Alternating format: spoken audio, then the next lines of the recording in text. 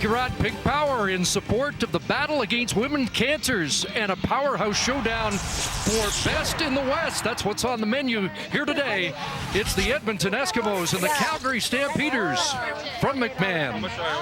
Mike Riley, a true difference maker and leader of this Edmonton football team. It's not a coincidence that the team's 4-game win streak began when Riley returned from injury 4 games ago. Riley will go toe-to-toe with Bo. Bo Levi Mitchell, incredible 26-5 as a starter, has not lost this year at home. Bo knows winning. So does John Hufnagel. He goes after win number 100 today. He'd be second fastest ever to the Century Club, including a 19-6 mark against the Eskimos. Chris Jones comes off his first win against John Hufnagel in the Labor Day rematch. He looks for another here, and that would clinch the season series for the Eskimos against the Stampeders. That would be the first time since 2011. Calgary won here on Labor Day, 16-7. Eskimos won a week later at Commonwealth, 27-16. Rene Paredes will kick into a stiff breeze here in the first quarter. And it's Kendall Lawrence on the return. Trying to change direction, but good downfield cover led by Jeff Hacht.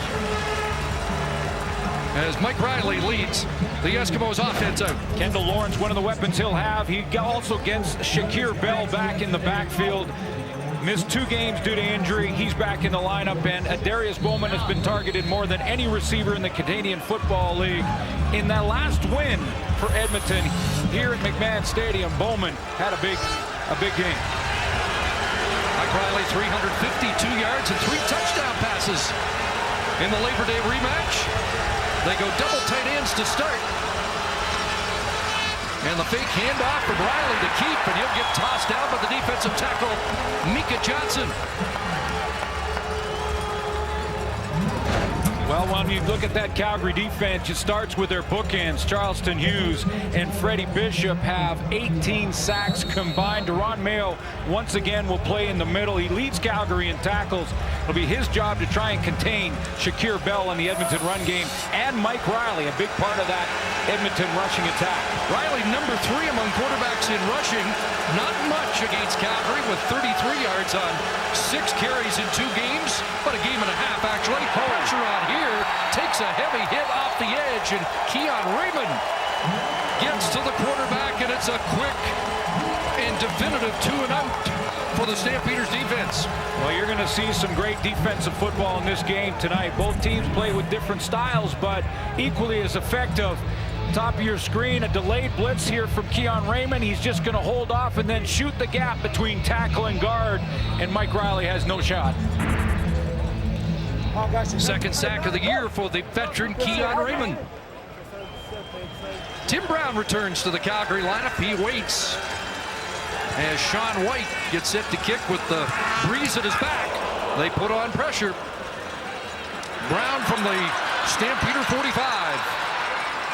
And he gets taken down at the 53-yard line as Bo Levi Mitchell is set to come out.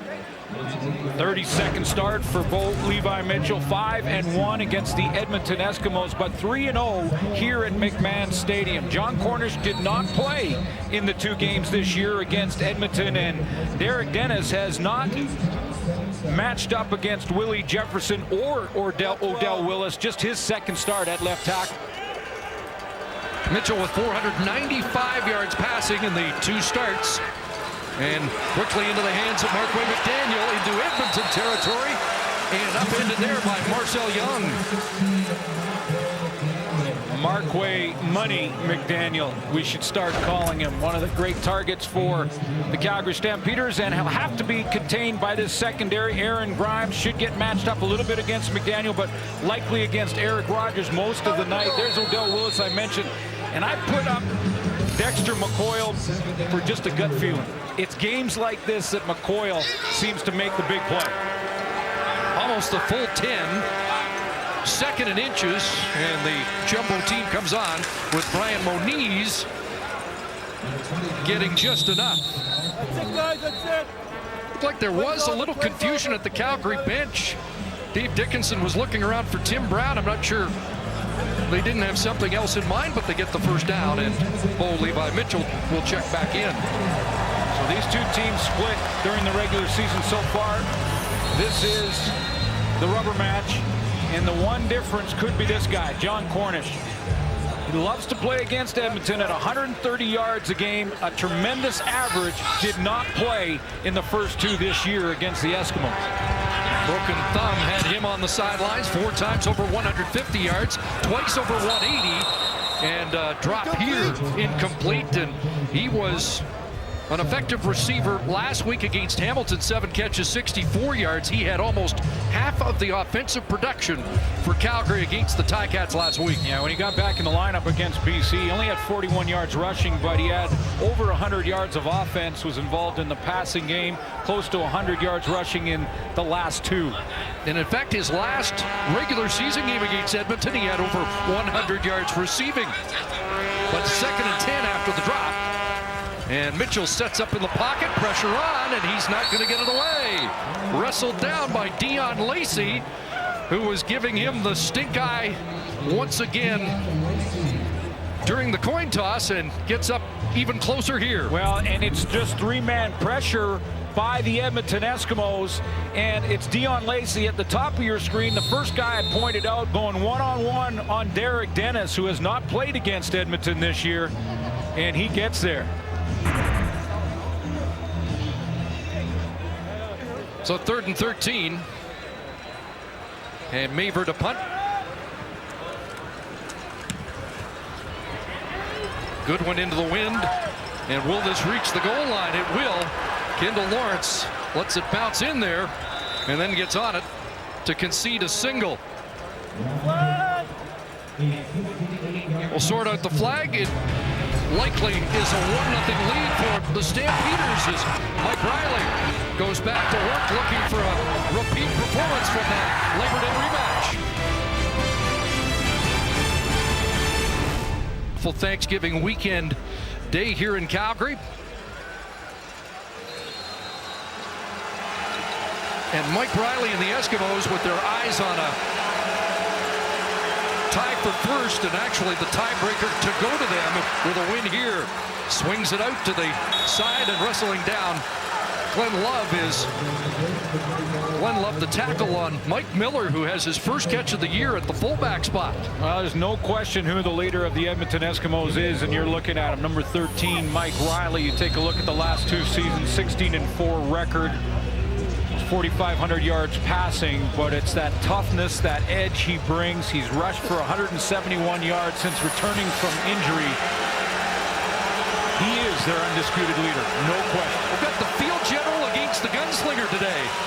2nd and 7, and Riley throws and complete. That'll be a first down, and a catch by Darrell Walker, his 60th of the year.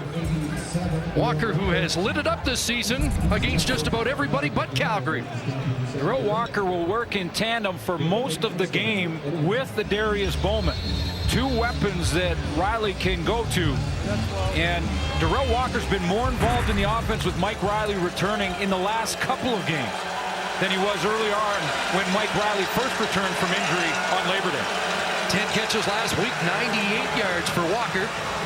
First down on the fake to Bell. Kendall Lawrence is cut down. There's Brandon McDonald, back-to-back plays by the corner in his 2nd game, replacing the injured Joe Burnett.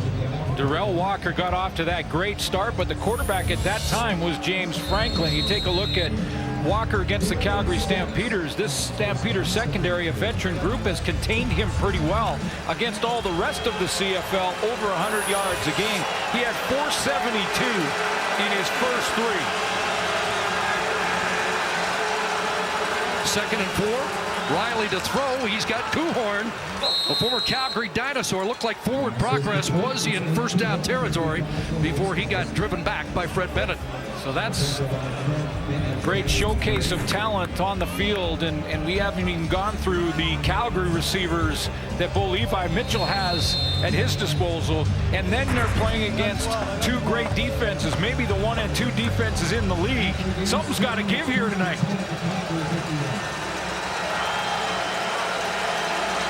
Kuhorn playing in his 10th game. Riley 4 for 4 so far on the drive to the Stampeder 51, the hitch. And Walker had to do a nice job to bring it down, and then gets plenty after the catch. Another first down, finally brought down by Keon Raymond. I like how they bring out Justin Sorensen and Simeon Rotier. That's why Darrell Walker, who has to make a tough catch here on the hitch, has time to get up, because those two linemen pulled out, got in front of all the Calgary defenders, and let Darrell Walker pick up those extra yards. Stephen McAdoo's at the controls upstairs. And Riley's got the Eskimos moving. First down at the Stamp 35. Short drop. And it's in the hands of Adarius Bowman. Brought down at the 27. He's getting everybody involved early. 64th catch of the year for Bowman. Both on the short side of the field. And here, let me show you what I mean about working in tandem. You're going to see Bowman down here. Even if they put a third receiver in, that's Darrell Walker working in tandem with Bowman. So if you're playing zone defense there, it's pick your poison on the short side of the field. This time Riley finds number 4 sitting down in that zone. So 2nd and 2. Kendall Lawrence stays in the backfield. They go 2 backs, and Shakir Bell's got a first down. Stop made by Duron Mayo in the middle for the 3rd game in place of the injured Juwan Simpson. Yeah, made some plays in the win for the Edmonton Eskimos. Shakir Bell, a couple of nice catches out of the backfield. Juwan Simpson not in the lineup, and Duron Mayo is now in charge of trying to corral Shakir Bell. 14 tackles in the last 2 games for Mayo, and now 1 away from matching his career best. 8th play of the drive upcoming. It started at the Edmonton 35. Now down to the Calgary 23-yard line. And the reverse is read beautifully and busted up by Glenn Love. He moves on into Mayo's spot at outside linebacker and makes a big play. Well, this is just a great read by Glenn Love here to shoot the gap. The reason I say it's a read is because of how quickly he reacts. I mean, he saw that through film study. You have to believe he just had that formation, and he knew it. So did Juwan Simpson. Otherwise, Kendall Lawrence might still be running. 2nd and 15. Stamp show blitz. Looks like they're offside. Riley takes the hit and goes down. Junior Turner gets home, but looked like Calgary jumped. And it is offside Stampeders.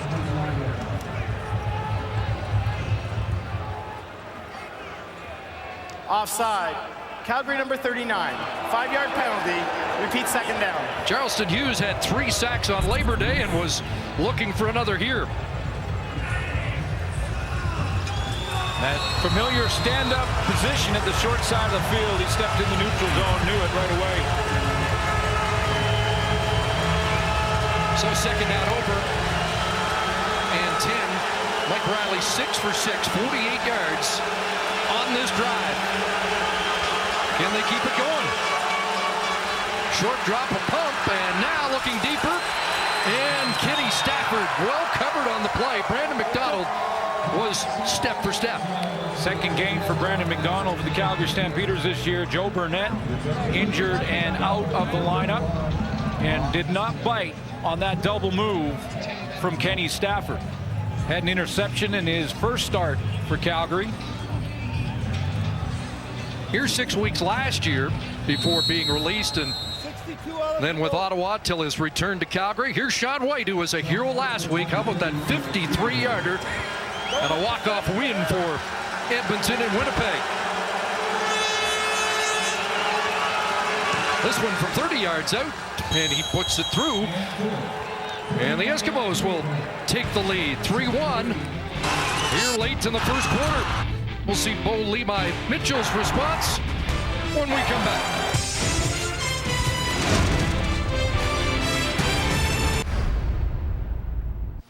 As I told you all week long, you're the better football team, okay? But everybody needs to go out and do the hard work for 60 minutes to prove it. Okay? All three phases. All three phases doing whatever it takes to win this game. Rise to the challenge, man. Win the game. Let's go. Let's go, baby. The always concise John Hufnagel.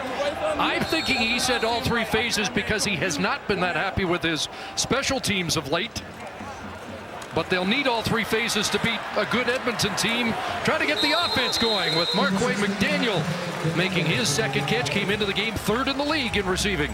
Well, you're right, Chris, because you look at the weapons. Marquay McDaniel, Eric Rogers, John Cornish, Bo Levi Mitchell. We've talked about the Edmonton receivers and Mike Riley.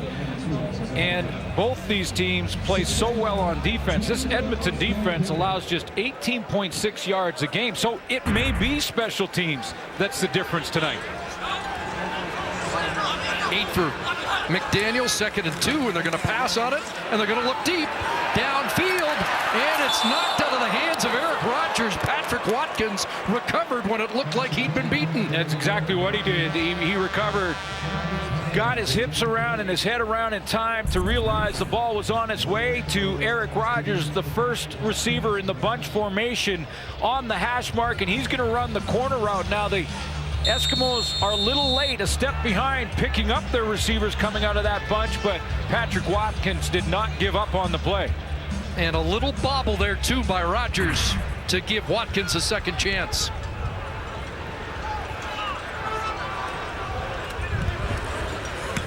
Maver to boot. This one not as deep against the wind. There won't be a return as it hops out around the 38-yard line. So 3 minutes for Mike Riley and the Eskimos with the breeze at their back here in the opening quarter. Eskimos ended the string of 12 consecutive losses, now trying to bump another slump, trying to win for the first time since 2011 here at McMahon. It was Labor Day when Ricky Ray went to work. There's a Darius Bowman, part of that Eskimos 2011 team. Yeah, it was some great matchups back then between Ricky Ray and Calgary Stampeders' Henry Burris. Handoff inside and nothing much there. Door slammed by Frank Beltre. Micah Johnson. Beltre back in the lineup after missing 3 with an elbow injury. By the way, in that Ricky Ray, Henry Burris matchup, Edmonton, Calgary, all those years, they played against each other 13 times and Burris won 8 of them. But the Edmonton Eskimos bumped a slump against Calgary when they beat them at Commonwealth. Now, can they do it on the road here at McMahon Stadium? They got their leader at the helm. Let's see. If they can't, they'll have to do it if they get the chance here in the Western Final. Bowman's got another second down conversion catch and a few extra yards for Darius Bowman. Came into the game number 3 in that department, moving the chains with catches on second down. You saw Bowman in that replay sequence going back to 2011, so it's been a long stretch since Bowman has celebrated a win here at McMahon Stadium, and so far, every time he's been targeted in this game, he's come up with a catch. And he is the most targeted player in the Canadian Football League. Why not? So a first down up near midfield. 4 receivers near side, and the draw. Shakir Bell will try and kick it out. And just tripped up. There's Keon Raymond making another defensive play. Great stop there. Darius Bowman, you mentioned the #1 targeted receiver, and these are the top 4 targeted receivers in the CFL. Now, I always also put in their target to catch ratio, and look at Marquay McDaniel in that regard at 78.4%. 88 targets. If he had 124 targets, he might be up there in yards with Eric Rogers, his teammate. Eskimos have been in second and long a lot this first quarter, 2nd and 11. Time for Riley. Now it's running out. He may have to run out. Gets it away, and a big hit. And the ball comes loose or picked off. Well, they're calling it a fumble, which will be under review on an enormous hit by Malik Harris on Corey Watson. Again, all turnovers reviewed. So while we take this break, they will take a look.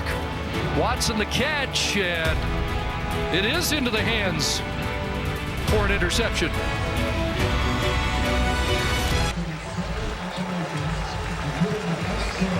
First takeaway of the game goes to Calgary. Big hit right there from Brandon McDonald. That ball never touched the ground. Malik Harris comes up with it, the catch, and goes down with it. All turnovers reviewed.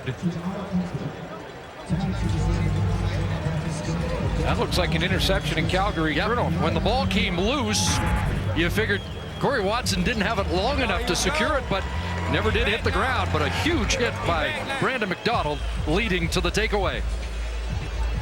Calgary tops in the league in that giveaway takeaway ratio, now at +5, and maybe that's why John Hufnagel's smiling. Take a freeze frame of that. You don't see it very often in the middle of a game. But you like the turnover and you like the big hit from Brandon McDonald. Well, he likes to manage the game when it's a win game. And they've done a nice job of handling going against the wind here in the opening quarter. Cornish on the direct snap with his first run, and it's a good one for a first down. Now you got to believe that Dave Dickinson will start to go to the well here on give the ball more and more to John Cornish off to a start. That's his first carry as far as out of the backfield. Direct snap to him. Good blocking up front, gives him a bubble, and he hits it running over Dexter McCoy. Offensive coordinator Dave Dickinson's got that weapon to lean on. Get some balance in the offense. 20th carry of 10 yards or more for John Cornish. Gives him the ball once again, and Cornish crashes across midfield. And John Cornish on the last series of the first quarter puts his mark on the football game. Tough defense, low scoring so far. And we're through 15 minutes.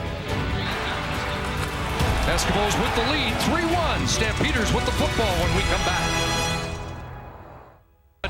The scoreboard shows you that they really didn't take big advantage of the 33-kilometer winds that were at their backs. Yeah, I find it interesting that Calgary took that whole first quarter to get the ball in the run game to John Cornish. He had to just 2 carries, the last 2 of that first quarter for 17 yards. So a better average at 8.5 per carry than he has against the Edmonton Eskimos at 7.8. Don't be surprised at all to see a lot more of John Cornish.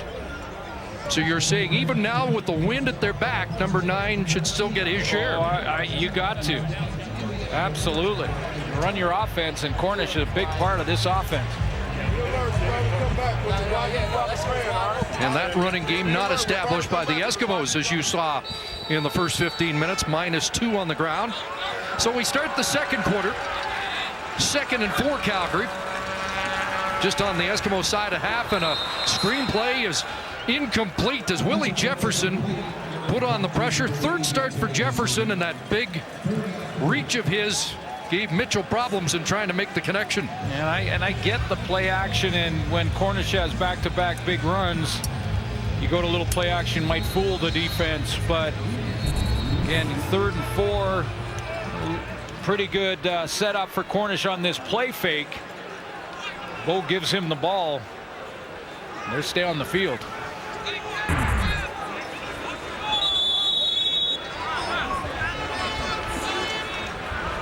Maver back in to punt.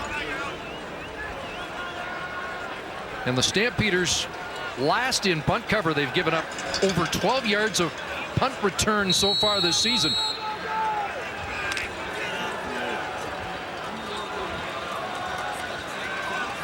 Kendall Lawrence awaits.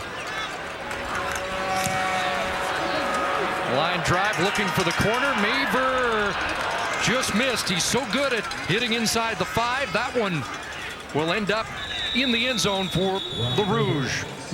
And it's a 3-2 game. Well, Mike Riley missed a lot of action this season with the knee injury. He's been great since returning. No surprise to his head coach. Even when you played against him, I mean, he's just so daggum tough. You know, he used to want to take off running all the time. Now it's just sometime he'll take off running with the football, and you know, sometimes he'll look up right before he gets there and he'll shoot one down the field on you for 50 or 60 yards. And he's just one of those guys that he's gonna find a way. find a way and lead this team, and he leads with toughness. He leads by example. Illegally downfield on a kick. Calgary number 94. 10-yard penalty, and we'll replay third down. Chris Jones going to make Calgary kick again on the penalty. That's what John Hufnagel was upset about on the sideline. I'm not sure about this. It gives Rob Maver another chance to pin you deep. See how this plays out. Wind at his back. Maver took a little off that last one, trying to hit the corner and just missed.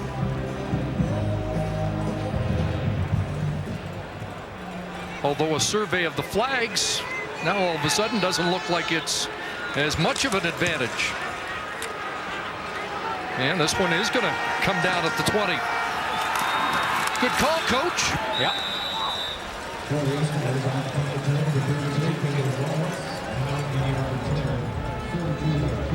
Well, they were scuffling a bit last week in Winnipeg. Came up with that dramatic win on a last second field goal. Numbers for Riley not bad. Big game for Mike Riley, and you mentioned his 4 straight wins since returning as a starter. Didn't start the Labor Day game, but came in for James Franklin in that one. And I love that there's 2 different styles equally as effective that we're watching tonight. Riley to throw the out, and over here on the near side, catch is made, and a stretch out there by Corey Watson, trying to get an extra yard or 2. It's funny, Chris. Mike Riley has a different sort of throwing motion. It's not that sort of smooth over the behind the ear throwing motion. He's not sort of the technically sound style passer, but he gets the job done, can make every throw, and that threat to run is always there with Mike Riley, and it's tough to defend when you've got to be careful with that run game. And a 72-yard rushing game against Hamilton. Second and short here. Out of the backfield, Shakir Bell. The catch of the first down just across the 40. Slowed up by Glenn Love, who's been active at outside linebacker. Shakir Bell made a play just like that on a big play in the win at Commonwealth Stadium for Edmonton against Calgary, coming onto that backfield. This time Glenn Love had tracked him down, so they watched the film, and Love there to make the tackle in the open field.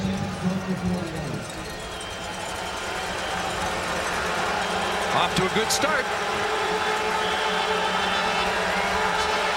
First down at the 41. A fake inside and guns it over the middle, and Darrell Walker has another catch as he got inside on Brandon McDonald. This is what I mean about the throwing motion doesn't have to be pretty. It just has to get the ball there, and that's exactly what Darrell Walker gets on this throw. Pretty good coverage here from Brandon McDonald on his outside shoulder, but that ball put right on the money from Riley, and it was from point A to B in a split second.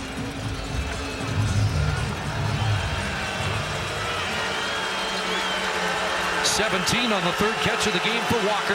Back into Calgary territory. 4 receivers wide side. They'll run to this near side.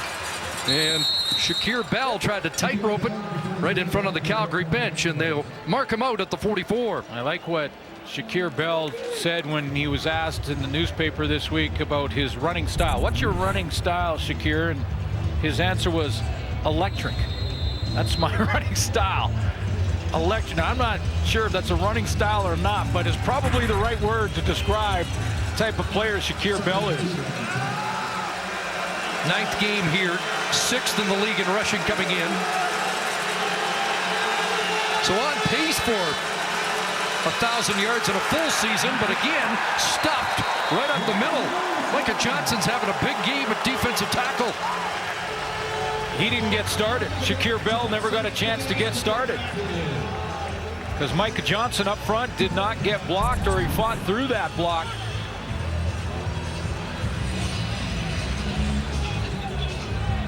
This offensive line improving for Edmonton, but you see he just split the gap there between Simeon Rotier and Tony Washington. So third down, there's Tim Brown back after suffering a ligament tear in his right knee. White's boot outside the numbers, and it's going to bounce into the end zone. He misses the corner. And Brown will concede the single. Again, a flag comes down on the no yards, which we expect will be declined.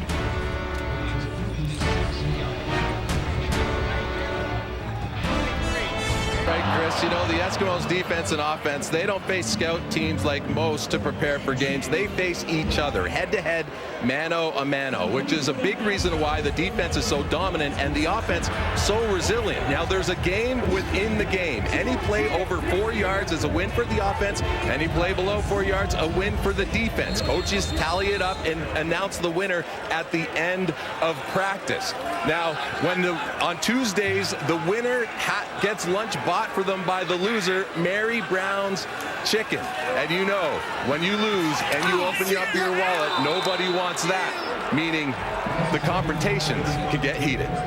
And if those defenders look a little bigger, it's because they're 11-3 on the year, but we're told the offense has been starting to bounce back. Offense has won the last 3, so they've got the free chicken dinners for the last 3, but I love this approach from Chris Jones to allow the ones to compete and battle in practice, gets them playing at a high tempo all the time, and that competitive edge and those juices would be flowing in those kind of practices. Stampeders have had 3 straight punts in this game, trying to avoid a 4th consecutive. They need to convert on 2nd and 10. Mitchell sets up, steps up, throws the out, and it's intercepted. John Ocho's got the interception for Edmonton and gets away, scrambles a bit, and now is touchdown. John Ocho's got his 5th of the year. That's his first interception in 8 games, but it's a big one. And it gives Edmonton the football on the Calgary 47-yard line.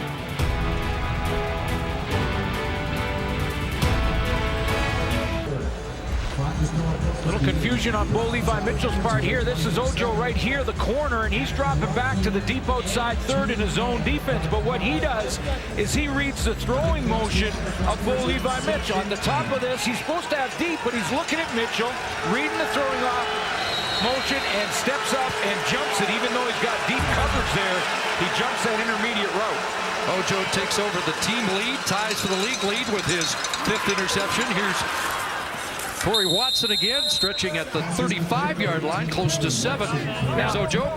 In this defensive look from Chris Jones' group, you're going to see all kinds of different things. On that interception, look where Odell Willis was playing. He's usually a rush end, but Odell Willis back in the secondary almost. Bo Levi Mitchell looks at him first, thinks he's got a man look, and that zone from Ojo, he jumps it from the outside 3rd. Tied now with Emmanuel Davis and Johnny Adams for the league lead. Second and about 3.5. Short drop, slant pattern, caught by Kuhorn at the 29. That's a Edmonton first down. Nate Kuhorn does that textbook receiver just a little bit back to the football on the quick slant. If you don't come back a half step even, you give the defender an angle to get there. And him on this slant route comes back just as the ball's about to arrive to create a little more separation. Eskimos have now run twice as many plays as Calgary. This will be the 23rd. Junior Turner jumps prematurely. Just 11 plays on offense for Calgary in this first half.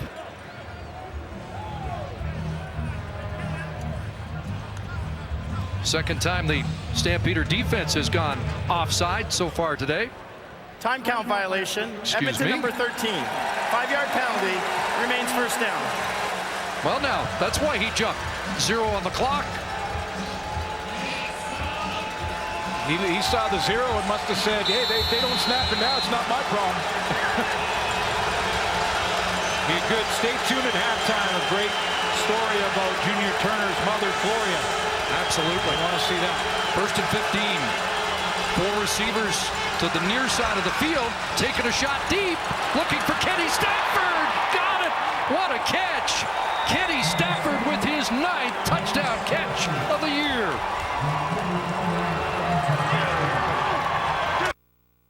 To Stafford in the Labor Day rematch, and they make the long distance connection again. Calgary moving personnel around, put Charleston Hughes up there, and he's blocked well by Simeon Rotier. That gives Mike Riley a chance to step into the throw and put it exactly where he wanted to, which was up over the top to a well-covered Kenny Stafford, and Stafford wins the battle.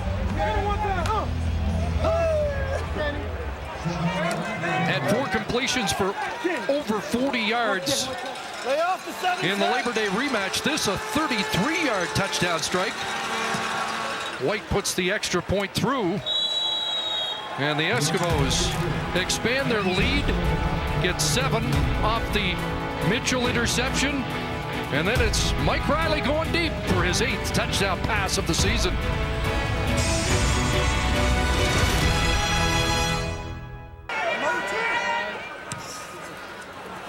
Takes over the league lead in receiving touchdowns with his 9th. Tim Brown on the return. And he gets brought down at the 30-yard line. Like straight man coverage from Jamar Wall on Kenny Stafford, who lines up here in the 4-receiver set to the wide side of the field. Now straight post pattern for Stafford, but it's the ball placement because Wall is in perfect coverage. He's right on that shoulder. He just can't reach around to get to the football. Watch where the placement is, right to the inside shoulder for Kenny Stafford, so that he can just run to it, and look at how far Wall had to reach for it to try and get there. He just couldn't get there. Spot throw from Riley. So the Eskimos enjoying some success with the deep shot. There's Cornish stopped up at the line of scrimmage, maybe behind the line of scrimmage, stuffed by Almondo Sewell and company. J.C. Sherrod, who had the special team tackle, also in on the play.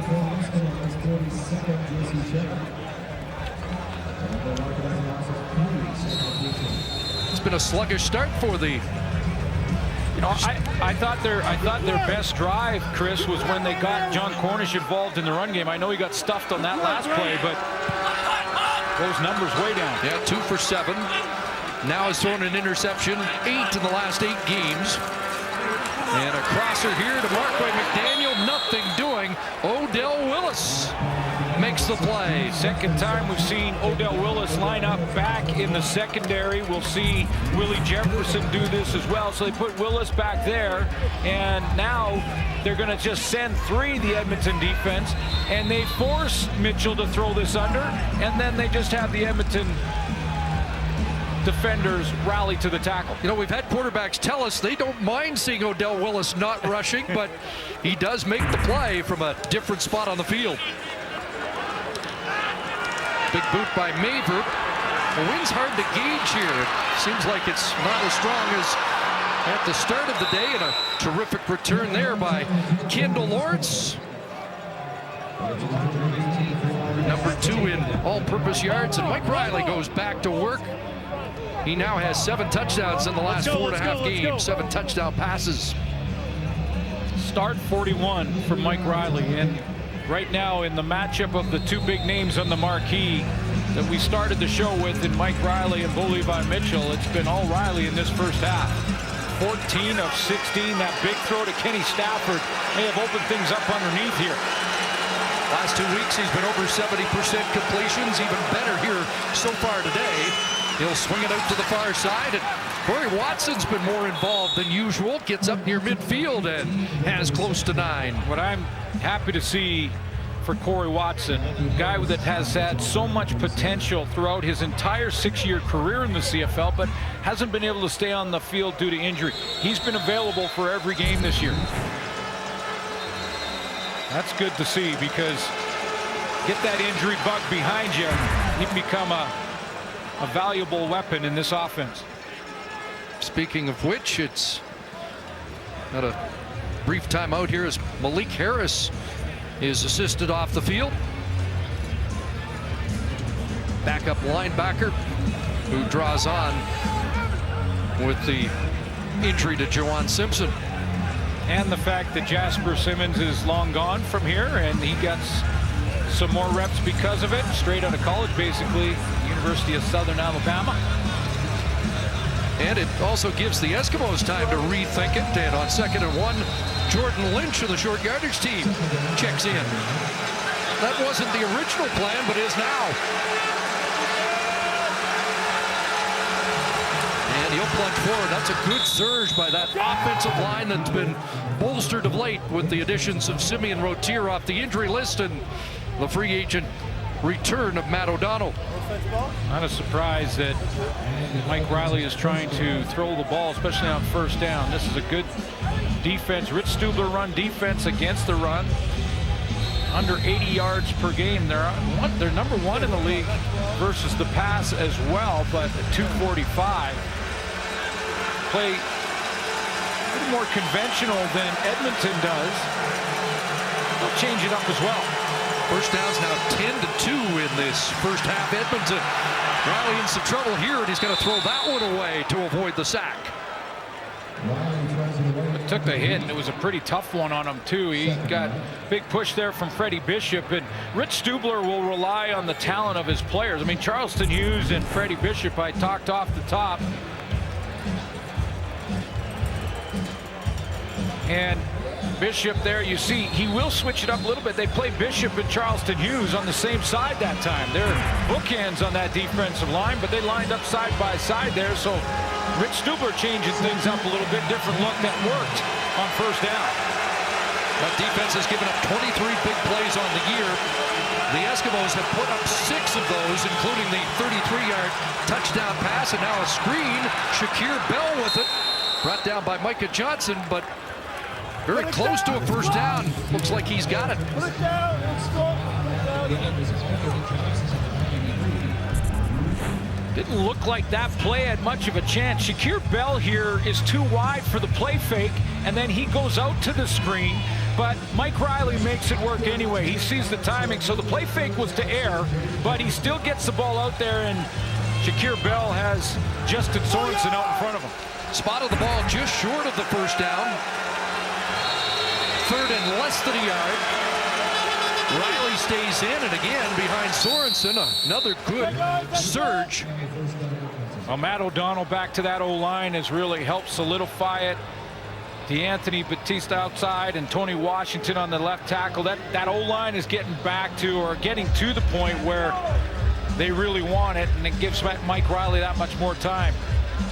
Great block up front by Simeon Rotier on the touchdown throw to Kenny Stafford. Those 2 guards and Darrell Walker at the wideout have really strengthened this offense. Not to mention the return of the quarterback. Yeah, he's helped. Final play before the 3-minute warning. Fake a pump, and he got hit, but gets it away deep. And this one incomplete, but a stride too far for Darrell Walker. Darius Bowman in the neighborhood as well. But it will be 2nd and 10 when we return. Mike Riley takes a hit just as he got it away from Frank Beltre.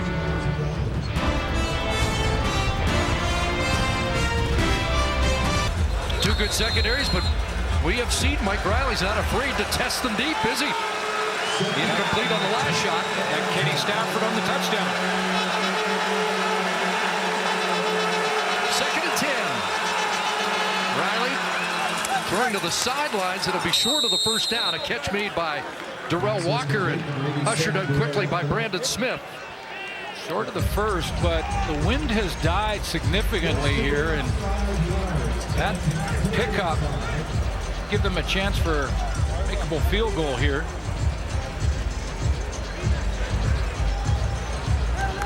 Keep monitoring it because it was supposed to be a factor. Looked like it was early and seems to be abating here, and so Sean White will have the opportunity to make the 43-yard attempt out of the hold of Jordan Lynch.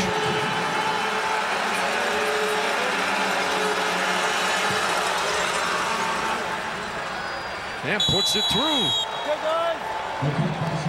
So it's a 13-point lead.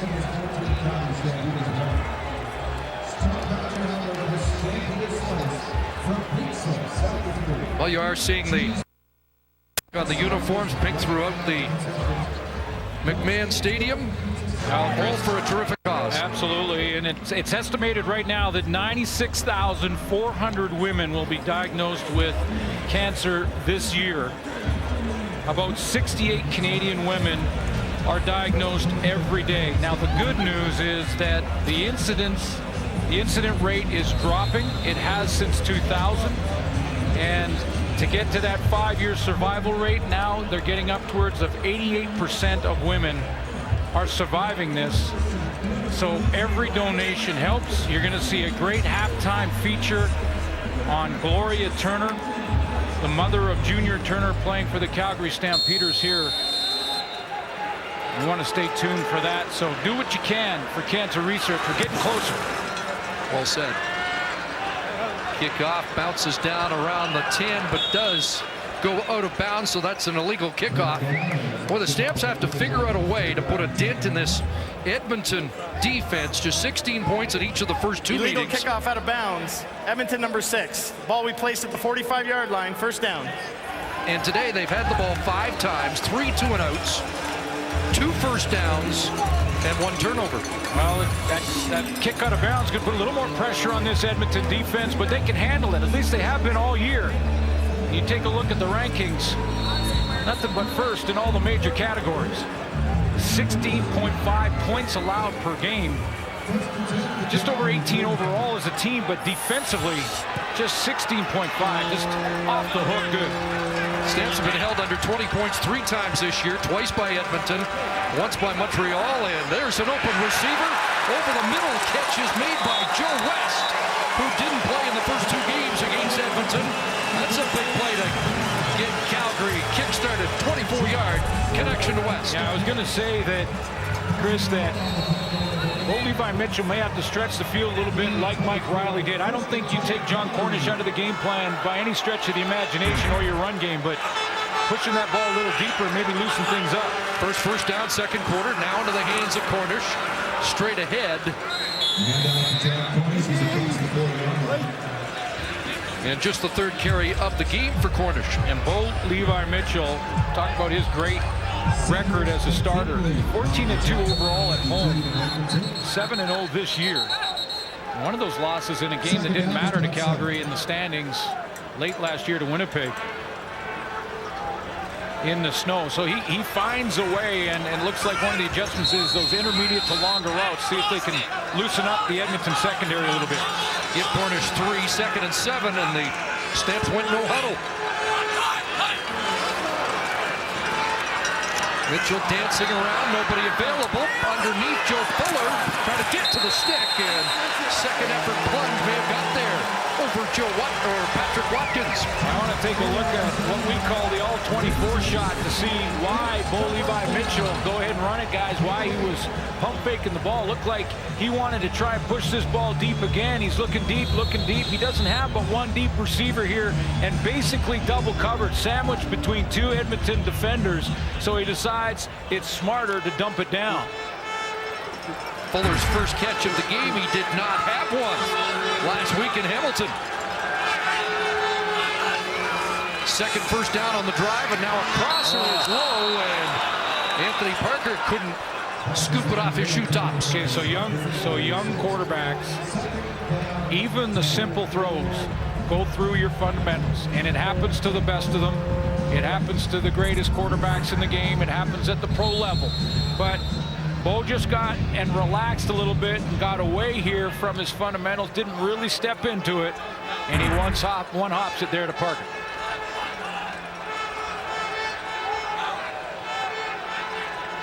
Second and 10 from the Edmonton 30.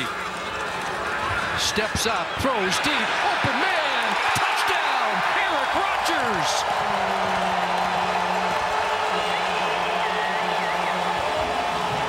Fundamentally sound for a touchdown of 30 yards to his favorite target.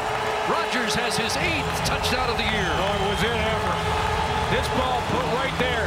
Stepped up, stepped in, launches this one over Patrick Watkins and into Eric Rogers. He was in a bit of a touchdown slump of late after a great start to the season, but he bumps the slump there. Yeah, first touchdown in 7 games back in Mr. Rogers' neighborhood.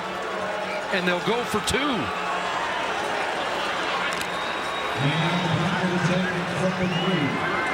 Stampeders 8 for 11 in 2-point convert attempts. Short drop, second option. Back to the end zone, incomplete. Leonard McDaniel, and he gets a flag. Pink flag on the turf. Marcel Young looks like the culprit. Take a look at that play. Pass interference. Edmonton number 23. Ball will be placed on the 1 yard line, and we'll retry the 2-point convert.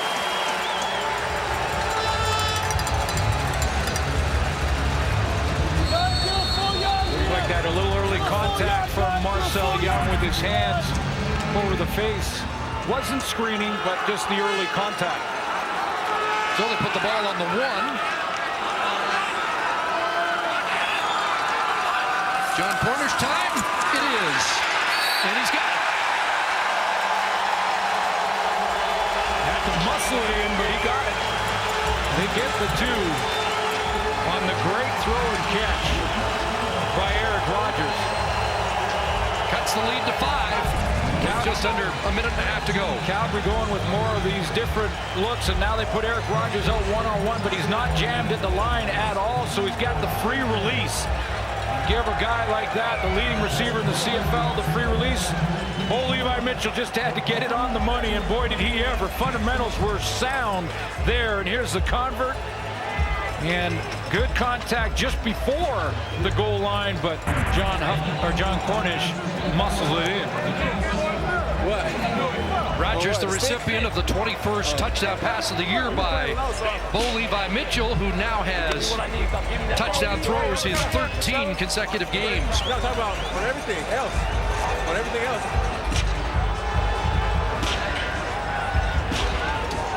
So it's game on here at McMahon. Yeah, that's what the Calgary offense really needed. They needed that spark. I thought I had time to work it. You got time to work it. Eskimos will have time for a response. Long kick as the wind starts to blow a little bit, and they're going to concede a single, and now it's a 4-point lead as Kendall Lawrence puts a knee down. Yeah, it's a good decision by Lawrence, though, to do that. I know he closes it by a point, but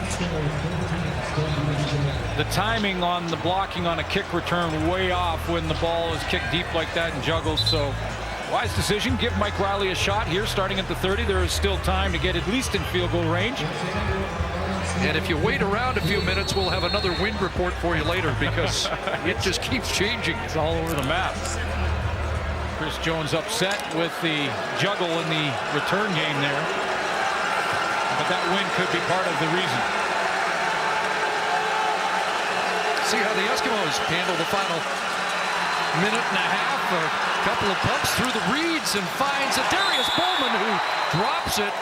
That was nearly in the fumble area. Looked like he had it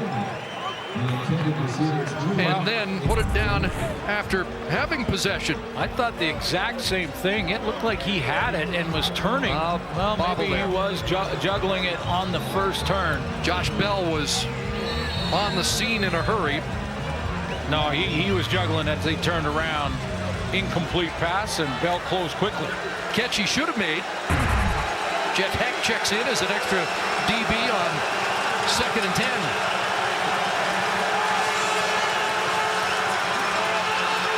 Riley guns it, first down. He went right back to his favorite target. Right back to him. You know, Darius Bowman will do that. And I won't say once a game, but he has his moments where he'll drop a couple. That's why when you take a look at the most targeted receiver in the league, he's not up over 70% in the target to reception category. But man, Mike Riley believes in him. He is his go-to receiver, and right back the next play after the drop, Riley goes right back to 4. Third catch, 41 yards for Bowman, a first down for Edmonton at their 54. Riley again to throw, sideline pattern. Darrell Walker, another catch in front of Brandon McDonald. Looks like it's close to 8 yards. You're going to want to get a little closer than that. I don't know if you take a shot here, but let's get a little closer for field goal range. So you take away some of the risk of a big return from Tim Brown if it's missed. That's 9 yards, 2nd and 1. And the plunge ahead to get a fresh set of downs here. Not a big surge. Freddie Bishop there to slam the door in the face of Mike Riley. They just slanted down on that. Bishop was in a stand-up position, so well, they do move the chains, but it was only just. Don't stop the clock to measure. They do award the Eskimos a first down. Back to work. Checks down underneath, and again it's Watson. And Corey Watson wants to get to the sidelines and does. Great decision. Veteran move by Corey Watson. I was wondering about that as he broke into the open field. Looked like he was going to cut back into the middle on the second one. You know, on the first one he had to go up and get positive yards, get in that good field goal range to start with, but a great decision to get out of bounds and give one shot to the end zone before attempting the field goal. With that play, Mike Riley over 200 yards passing in this first half. And maybe time for 2 shots. Inside the 30. Play action fake. Rush is coming, and he's going to be taken down. There's a sack for Micah Johnson, his 4th of the year, 2nd against Edmonton. He's been one of the best on defense for Calgary in this first half.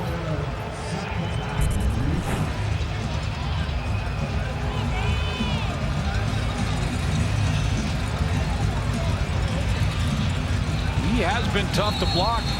Beat the double team, beat the chip from the running back, and got to Riley. He erased the chip.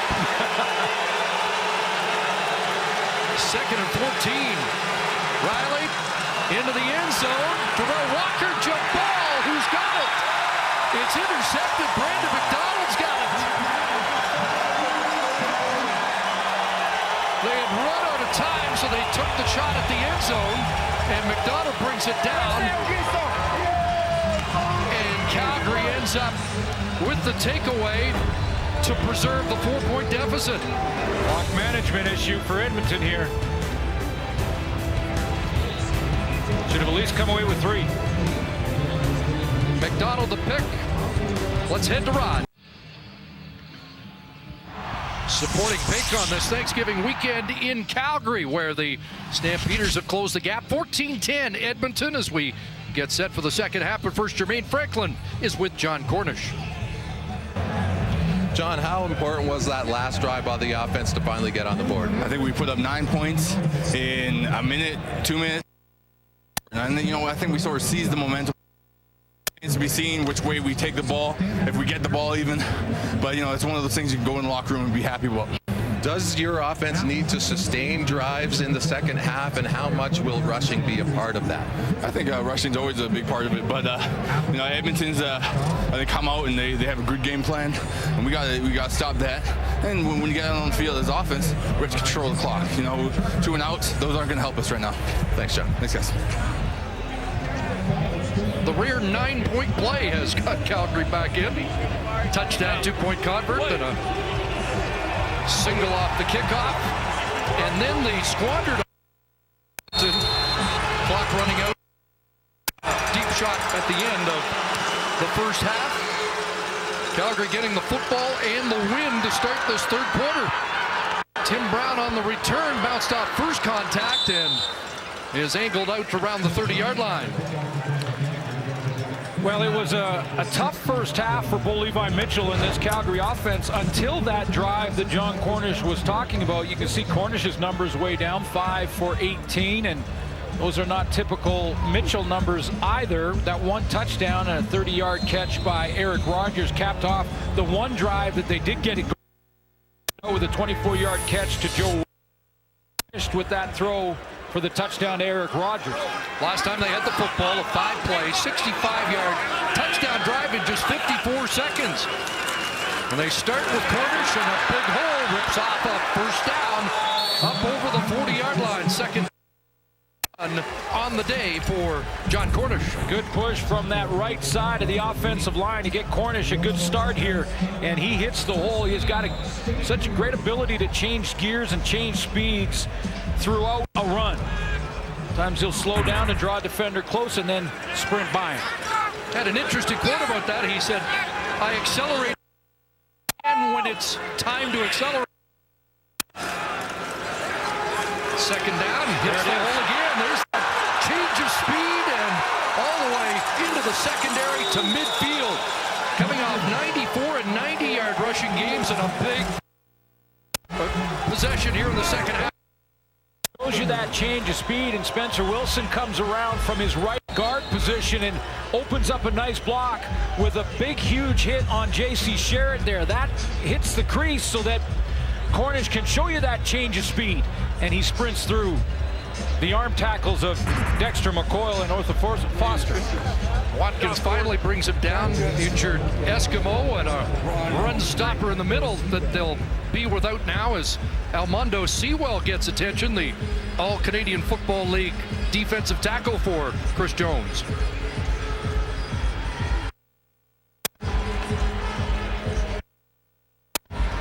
So Sewell getting worked on. Looks like the left ankle, the focus of concern, will return to McMahon. The second half with the run game. Back-to-back runs to John Cornish and big blocks by Spencer Wilson. Out on Odell Willis. Seals a lane for John Cornish. And the next one, a different type of play. More of a trapping type move where Wilson comes around and he gets on J.C. Sherritt. Opens up another lane for John Cornish. Two big blocks from the former Calgary. 11 and 14 yards. Andra comes in to replace Sewell, and flags fly as the Eskimos jump. There's pink everywhere. 3 or 4 Eskimos offside. Didn't see that they were drawn, but Odell Willis with a Foster. A couple of the Edmonton Offside. culprits. Edmonton number 37. 5-yard penalty. Remains first down. Foster called, and that moves it 1st and 5 to the Edmonton 50. Boy, momentum. Funny thing, 14-1. Looks like Edmonton. Everything in complete control. A 1-minute drive. And Calgary got back in the game, and now Dan Federkow will move it 5 yards back, or will he? Looked like Big 65 was up first. gave it right Procedure. back. Calgary number 65. 5-yard penalty. Remains first down. So as you were, 1st and 10 at midfield. And I'm going to do it. I'm going to say it's nice to see those totals low at the moment. Well, this is the lowest penalized, or the fewest penalized team in the league. Trouble now. Calgary, and the second fewest, so in Edmonton. So we've jinxed them both. 1st and 10 and into the hands of Cornish, and this time there is no hole. Stuffed by Marcel Young, who comes up from his defensive halfback position to help close the door. You never know who's going to make the play on defense for Edmonton, do you? You don't. It's close from Marcel Young, and also J.C. Sherritt reading it and shooting the gap as well. He delayed for a second, then he got in there and helped out. But it was Marcel Young got first contact coming up from the secondary to help in the run defense. Go 2nd and 11. And again, Pressure on. Mitchell in trouble. Stumbled but stayed upright. And now taken down at the 51 of Edmonton. He'll be short of the first down. Made something out of nothing there. Mitchell broke down and was past the line of scrimmage. And he had Willie Jefferson in pursuit in a big way. Jefferson coming around the corner, and when Mitchell geared it down here, I thought he might be in trouble. Just got under a heavy hit from Jefferson, making his 3rd consecutive start. Maver will kick that out of bounds. Did he reach the 20? He did not. So an illegal punt out at the 23 will be a rare mistake for probably the best punter in the league at kicking into the corner. Just a 20. Mike Riley going back to work. He had a touchdown strike to Kenny Stafford in that opening half. Home 7-0, 6-1 against the West. Eskimos with a 4-point lead as they take over, and Shakir Bell runs it up close to the 40 and near 7. Mike Riley had the edge in the Mike Riley and Bo Levi Mitchell matchup in the first half. 201 yards passing, so he's on pace for a big game. And Darrell Walker with 5 of the catches there. Kenny Stafford had that long touchdown catch on the post pattern inside of Jamar Wall.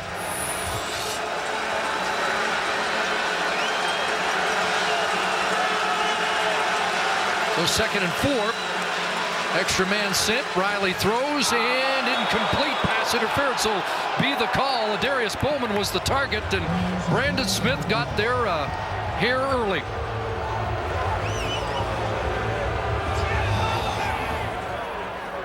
Pass interference. Calgary number 28. Point of foul, automatic, first down.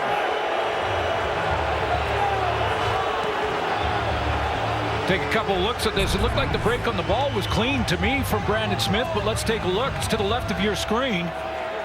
He cut underneath there, and I didn't see any contact. Maybe this will help. It looked like they may have got their feet tangled, possibly. I think John Huffnagel would like to take another look at that and say, I don't think it was defensive pass interference. Good matchup of all CFL players. Calgary is challenging the call of pass interference. We'll review the play. Popular challenge here. Smith versus Bowman. I just took another look at it, and we'll show you the look that I just looked at. Doesn't look like pass interference to me. So here you go. There's Brandon Smith there, and I thought maybe on the break he grabbed Bowman, but he doesn't do that. He opens up and then turns. Now he's cutting underneath that ball, and you saw that other angle. There's no pass interference there, and no and grab officials or twist behind it. And the only thing I saw that could be possible was the incidental crossing up of the legs, but there was no grab from Brandon Smith there or rerouting of Adarius Bowman.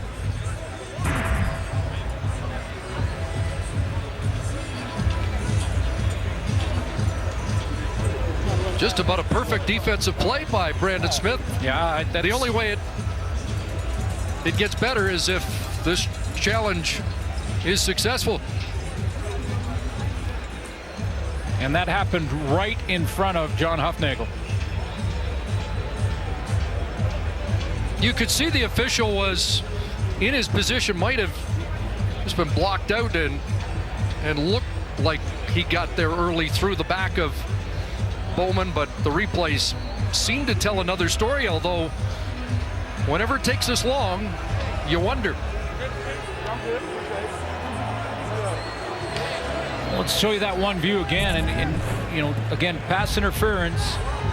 You've got to make contact, reroute, grab the jersey of the receiver, turn his body as he breaks for the football. It was a good break on the ball by Brandon Smith, cut underneath, did not put his hands on him. And you see the official in front of the play. When the play was coming towards him, just ruled incomplete. It was the official looking on the backside that threw the flag. And John Huffnagel did not wait for his coaching staff to give him any replay advice. We hadn't shown a replay yet, and he had the challenge flag out. Boy, it's taken a long time. It didn't look like like you could make a better defensive play than that.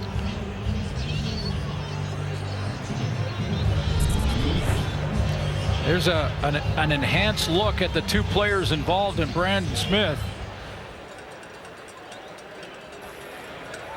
After review, there is no pass interference on the play. It'll be 3rd down and 4 from the 39.5-yard line. Worth the wait for the Stampeders. And the punt team has to come on for Edmonton. And one of the best coaches in the league, who's poised to hit number 100 in the win department if he can win this game here tonight, is one of the best in the league at that challenge. Yeah, he doesn't lose many.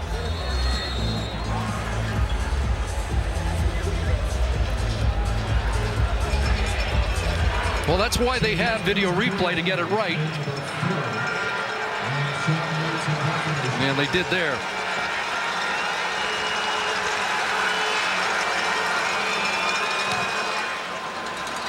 Sean White the boot, and Tim Brown's got it around the 31. Straight ahead, good return, and dropped around the 43-yard line. Brown thought there might be a little more there. Bo Levi Mitchell looking for more when we come back.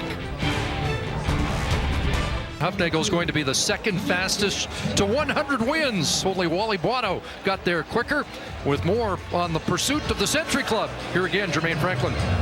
That's right, Chris. You know, I asked John Hufnagel what would it mean if he got win number 100 in a big game like this, and he just casually answered, saying that it would just mean that his team was in control of its own destiny to finish first in the West. So I inquired about the sentimental value, and Hufnagel said to me he approaches it just like a player. He doesn't think about it until the end of the season, but really it's meaningless if they don't hoist the Grey Cup. Now, I know I can tell you that the Stampeder faithful are grateful for the success that he's brought to this organization, and the players are grateful as well. Keon Raymond said to me, when you can say 11 wins is an off year, you know you've had a good career. And some of the players on the Stamps who don't usually like talking about stats were well aware that John Hufnagel's sitting on 99. 2 championships. 2nd and 10 after that incomplete pass intended for Eric Rogers, who has the Calgary touchdown. Mitchell on a roll, looking downfield again. This is up for grabs, and Ojo almost had his second. Hands on the football intended for Joe West. It really has been remarkable over the last, since 2008 when Hufnagel returned to Canada and poised to get to 100. And you ask him about guys who mentored him, guys he learned from. One of the first names he'll bring up is Wally Buono, who was first on that list and the quickest guy to 100 wins. John Hufnagel helped Wally Buono get to 100 wins. Yeah. Quickly, with the wind off the side of the foot of Rob Maver. That doesn't happen very often. A one-hopper. Kendall Lawrence dropped at the 34-yard line. There was an article in the newspaper this week about Rob Maver. In fact, I think it was yesterday, and maybe he read in the headlines a lot of people talking about how accurate he's been and how good he's been at angling it out. And he's shanked 3 now. He's missed on 3 kicks tonight. And in the article, Don Sweet talked about the one thing you don't see from Rob Maver is the shank punt, and he's at a 27-yarder. That was 34, but with the wind at his back, and it is out of character. Don't read your clippings.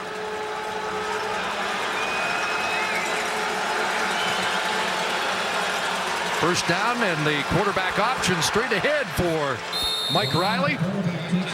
Haven't seen a lot of him running the ball. When you compare it to what he does usually, he's, like I mentioned, since returning over 170 yards rushing in 4 games coming in. Only had a few yards on a couple of carries in the first half. And I'm okay with that. Yeah. As a stakeholder in this game that we love, and wanting the great players and the great people to stay healthy and stay in the game, to see Riley hook slide a few more times. Had 36 yards against Winnipeg last week. 2nd down, they stay on the ground, and Shakir Bell plunges to the 45, which is first down territory, brought down by Jamar Wall. You got to believe, though, a guy like Riley with that edge that he has and the do whatever it takes mentality, guys like the guys up front, his O-line, they love that. They feed off that. Matt Dunnigan had the same type of approach. Our teammate right now, and every O-line I talked about Matt Dunnigan, they loved him. I don't know if Matt Dunnigan would love bringing in Jordan Lynch on first down, but Lynch runs a little like Dunnigan and ends up with 5.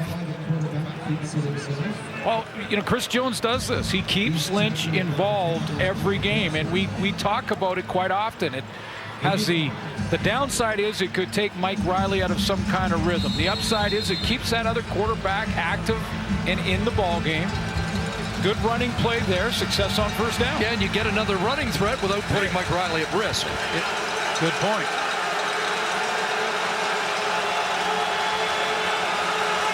Sets up some options. 2nd and 5. Pumping. Looking downfield for Kenny Stafford, but incomplete, and Keon Raymond was step for step, and Freddie Bishop III was putting on pressure.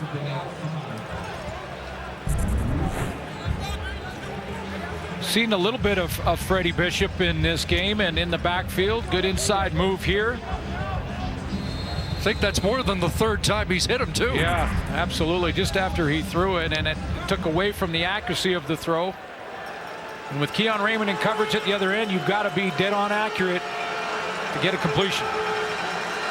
Sean White against the wind. Pretty good boot. At the 22, Tim Brown with the juke. And a flag comes down. John Ojo, the gunner, got downfield and brought down Brown. Sort out the flag. We're midway through the third quarter. No scoring yet in the second half. It remains 14-10 Edmonton. Holding. Calgary number 8. 10-yard. He has a sack for the Eskimos. And Mike Riley's taken some hits in that pocket here tonight. So as I mentioned, Riley maybe not running as much. I'm sure Riley would tell me, hey, I can get hit trying to throw the ball from the pocket too. So that's part of the game. And he's taken some big ones, a few from Freddie Bishop.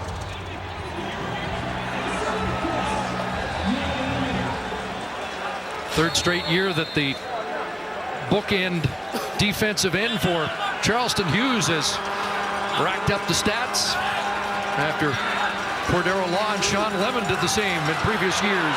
Deepest start for Calgary, but a good run on first down. 9 takes down 9 as Watkins drops Cornish, but not before a 10-yard first down run. Another big block from right guard, Spencer Wilson. I've shown you 3 now. This time he slides and he's going to get the good push on Gregory Alexander to push him past the hole. Now Mondo Sewell not back in the game. They work the middle again on the screen to Cornish. It's another Calgary first down. J.C. Sherritt puts the stop to that play, but Calgary's out of the hole that they were in after the punt and the Fred Bennett illegal block penalty. This is a formation we've shown you a few times with Odell Willis vacating the line of scrimmage, dropping back off the line of scrimmage. One way to attack it, if you're going to take D linemen and take them away from the line, then go ahead and get Cornish more involved. Even if it's second and long situation, you might want to run the ball if you're Calgary on second and long in that look. Last week, 90 yards running, 64 yards receiving. Marquay McDaniel's got it. Marcel Young wrestles him down at the 44. Clearly, Dave Dickinson has made the adjustment here in this second half to get Cornish more involved. You heard Paul LaPolice at halftime in his coach's playbook talk about that formation where Edmonton will drop Odell Willis and everybody else 4, 5, 6 yards off the line of scrimmage and just have 3 D linemen. Well, Chris Jones wants to go with 3 D linemen. Way easier to block up front and get the ball to Cornish on a run, even if it's 2nd and 8, 2nd and 9. Cedric McKinley into the game. We've got 5 defensive linemen in the set here, and they come up with a big play. Gregory Alexander, Eddie Steele there, along with Otha Foster to stuff them on 2nd down, and the punt team has to come on. So Chris Jones says, okay, if you're going to start running the ball, then there's what I'm going to do. I'm going to put 7 right up on the line of scrimmage, even especially in 2nd and medium to short 3, 4 yards, and plug all those holes. So the chess match continues between the defensive expert and the offensive in Dave Dickinson. It's kind of Spassky Fisher in chess terms, isn't it? I'll trust you on that. You're not a chess fan? Return up across the 30-yard line. Edmonton football here. Well, Mike Riley has plenty of experience going against tough defenses because he faces one every day in practice. When Coach Jones first came to Edmonton, it was the first time that I'd played professional football and not gone against a scout team look. You feel real good as a quarterback going against a scout team because you know exactly what look your coordinator put on there. You know where he wants you to throw the ball. It's an easy completion. You're 100% for the day. That's not what happens here. Crazy looks. I'm getting Chris Jones' defense, which couldn't be further from what I'm going to play over the weekend. But what it does is it makes us compete and it makes us play fast. Yeah, I guess the downside to the strategy for Chris Jones to play ones against ones is that you're not doing what the other team you're facing is going to do and show you. You can see that though in game film. I like this strategy because the competitive level goes up in practice. They play fast and it makes you think on your feet quicker offensively when you have to make the adjustments. 7-yard pickup by Watson, 2nd and 3, and now they swing the hitch, and Watson cut down. That's a big play by Fred Bennett on the corner. Well, a quick read, but an even better tackle in the open field because Riley had thrown that out in front of Corey Watson and giving him a chance to catch that with his eyes downfield and maybe make a move in the open field and pick up some nice yards here. But Fred Bennett cuts underneath, grabs the shoe top, and down goes Corey Watson. So it's the second 2 and out of this second half for the Edmonton offense. Let's go, 8.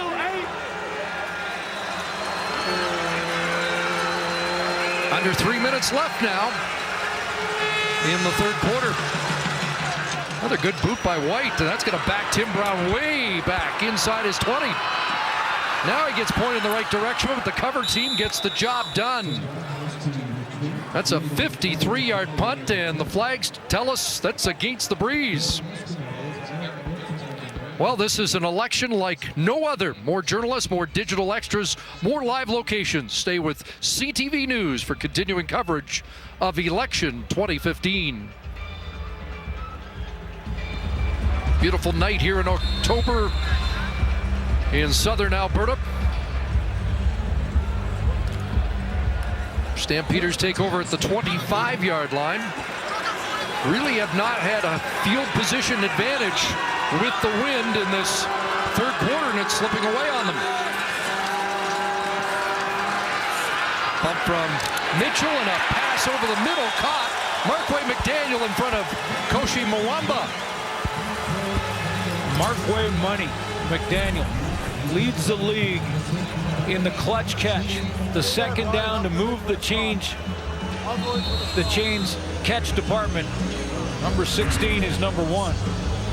18 yards for McDaniel. There's a pretty good chance that the Stampeders will have the number 1 and 2 receivers in the league when this year's done. Good news for the Eskimos with big Elmondo Sewell back in. Pitch to West. And Joe West up over the 50-yard line, brought down at the 51. And he has 8. You're right. Markway McDaniel is closing in on second spot. And if he can get there, and he and Eric Rogers are 1 and 2 in the CFL, it'll be the first time for Calgary since '99, and a guy named Alan Pitts and Travis Moore are 1 and 2. Pretty good 1-2 punch there. Rogers has a touchdown tonight. Saw Alan Pitts with a catch in the top 10 all-time on SportsCenter this week. Mitchell in trouble, dumps it off. They're going to throw downfield, wide open, but not close to Joe West. Well, he's a great receiver. Not sure about his arm. Well, in fairness to Markway McDaniel, he threw it pretty far, but by the time that play got executed, his receiver, his target was way out of range. Here he is over here. Now, Markway McDaniel is supposed to get this right away, but Odell Willis had other ideas. He beats the block, and now it's problems, so Markway McDaniel gets it now. He's going to try and throw it, but by then, Joe West was 7 yards away from him. Big boot here that will sail into the end zone. And the single point conceded by Lawrence Hecht was in the no yards area, or was that the call? Be a single point to make it a 3-point game, but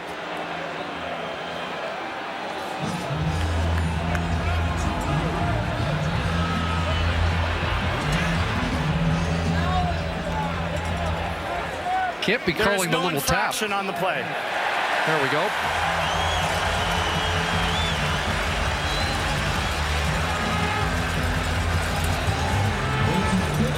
So it is a single. The ball comes out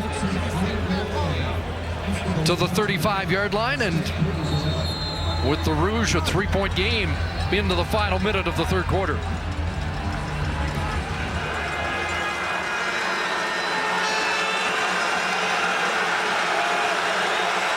Eskimos offense has stalled. Quickly it gets into the hands of Bowman, and just as quick Brandon Smith there to bring him down. Last 3 games, Mike Riley has rushed the ball 26 times. So far tonight, just 4 times. We showed you the hits that he's taking, so he's taken some hits throwing from the pocket, but offensive game plan from Edmonton to be the passing game. Stephen McAdoo away from Shakir Bell. Haven't talked much about him at all, and Riley's not running either. It's like they're sending 6 receivers out on 2nd and 3. Flag comes down, and somebody moved on that offensive line. Looks like right tackle DeAnthony Batiste.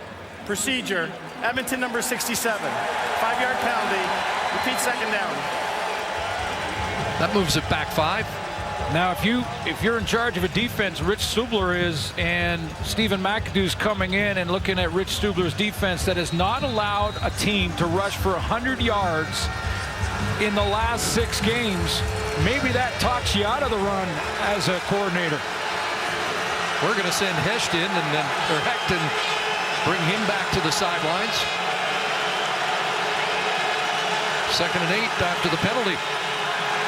Help to block stays in, and Bowman has the catch at midfield for a 1st down. Josh Bell, the safety, with the tackle, but a clutch 2nd down conversion catch for Adarius Bowman on the final play of the 3rd quarter. 3-point game after 3 quarters of play. Here at McMahon with 1st place on the line in the Western Division. Should be a great 4th quarter.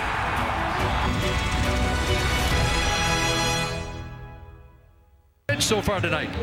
And you know, when the Calgary Stampeders looked like they got things going when they got John Cornish involved again, he's had just 11 carries for 66 yards, but in the 2nd half in that quarter, he had 5 carries, almost 40 yards. So when they got things going and got in manageable 2nd down situations, it's with Cornish. Edmonton's basically abandoned the run. We haven't talked about Shakir Bell at all.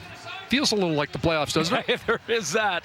And again, 2 great defenses going head-to-head here, so not surprising that occasionally we see these offenses sputter a little bit. Games like this that really show the mettle of your team. I mean, you know, I give a lot of credit to Edmonton. They're looking like a really good team.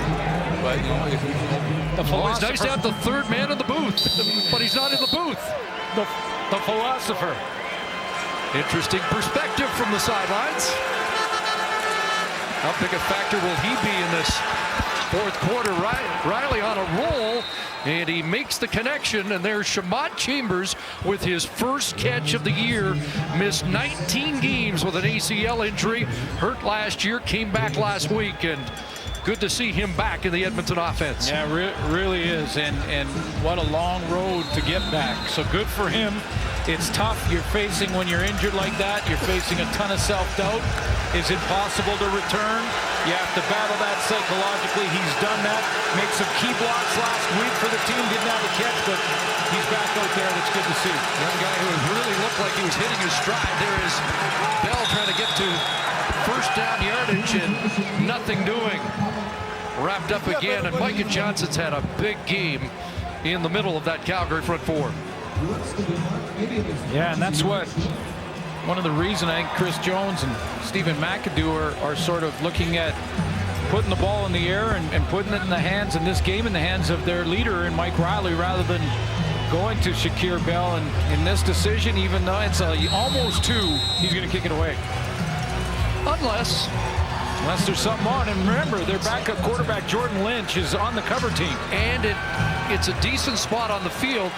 I'm not saying they should, but we've seen Chris Jones roll the dice much more than that. But conventional here, they're looking to pin Calgary, and Sean White drops it on the goal line and just misses. And Tim Brown's going to concede the single point, so it's a 4-point lead again. That might be a useful point, not what White was kicking for. So early 4th quarter, how big an impact can John Cornish be the rest of the way? In the 4th quarter of a tight ball game, and in the 2nd half, there have been 8 possessions, 4 for each team, and 8 punts, 4 for each team. 4-point game, Calgary to work, McDaniel to catch, and Markway McDaniel has a first down.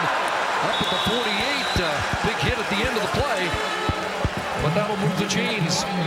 Good start to the drive for Calgary on that play to Markway McDaniel. The question for me is, can Calgary break that 16-point mark against the Edmonton Eskimos? When they won with 16 points. A 16-7 win on Labor Day, and then the loss, they scored 16 and lost to Edmonton 27-16. Can they break that mark? 75th catch of the year for McDaniel. It's a 14-yard pickup and a first down. Mitchell has time. He's got Cornish, and he couldn't make the catch. And Dexter McCoyle was there to lower the boom. And you got to believe that Cornish felt it coming. And also that Cornish is a little bit surprised that the linebacker Dexter McCoyle was that deep in coverage that he's playing defensive back basically and breaking downhill on a zone drop and hits Cornish as the ball is arriving. I thought at first it looked like it might have been a clothesline, but as you can see it wasn't. Cornish was going down and McCoyle just finished through with the hit. Cornish lucky that could have been worse, and now it gets worse as Edmonton gets home with the sack. And a new version of the celebration for Odell Willis and company. We've seen him all game long drop off the line, so they do it again, but this time they send him. And now Bo Levi Mitchell is getting used to the fact that 41 is off the line of scrimmage and not a threat to come and rush him. And now this time they send him. That's what Chris Jones will do to you. Boy, he took the scenic route, didn't he? That's his first sack since August the 2nd. 7th sack of the year. 3 came in one game against Montreal. Ball on the turf, a couple of hops, and here comes the return, and it's a good one for Kendall Lawrence. Up to the 40-yard line. Odell Willis on the board with another Edmonton Eskimo sack. Around the horn to get home. Illegal block. To further support this weekend CFL Pink broadcast, visit cfl.ca/pink to find out how you can help raise funds to tackle women's cancers. Great news feature at halftime on Gloria Turner, Junior Turner's mother, who is now cancer-free, diagnosed in 06 and just celebrated her 51st birthday cancer-free. Deepest start of the game for the Eskimos. Darrell Walker going across the field and now is brought down after a pickup of around 6. Glenn Love brings him down. A couple reasons to run plays like this. One is that you're hoping that your receiver makes enough people miss, get good production on first down. Also, it can set up a DB. Darrell Walker run those short routes, those hitch screens, things like that, and then double move his man and try and get in behind him. 6 catches for Walker in the game, and now Fred Bennett is getting attention, injured on the corner.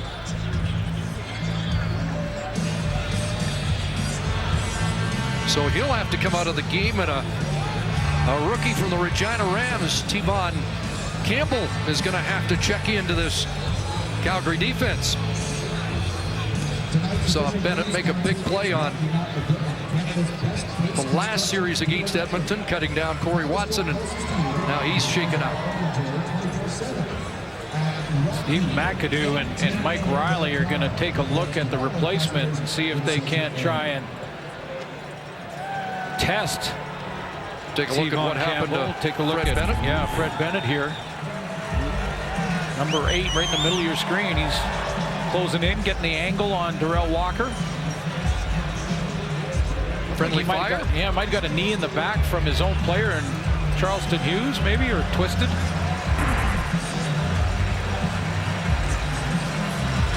So there's a kid on the hot corner right now.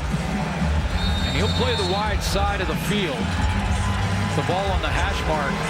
But he's going to feel some heat now. Yeah. I mean, and he's arguably a playoff style game. And he's going to get Darrell Walker.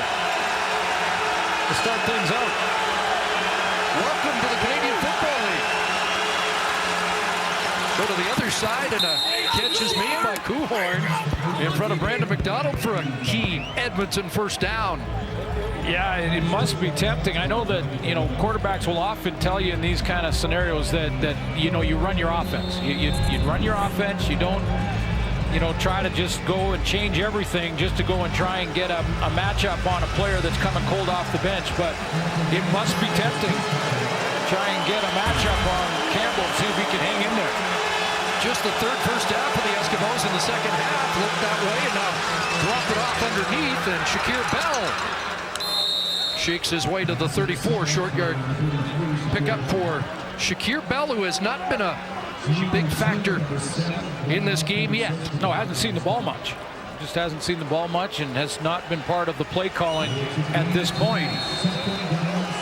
11 carries, 64 yards in the last meeting against Calgary. Can Mike Riley put first downs together here? Take time off the clock and add to the lead. Needs a conversion on 2nd and 6.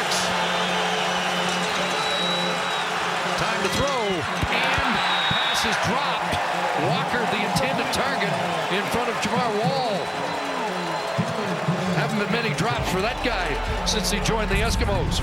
No, there hasn't, and it's the fundamentals. It's the mistake that is made at every level.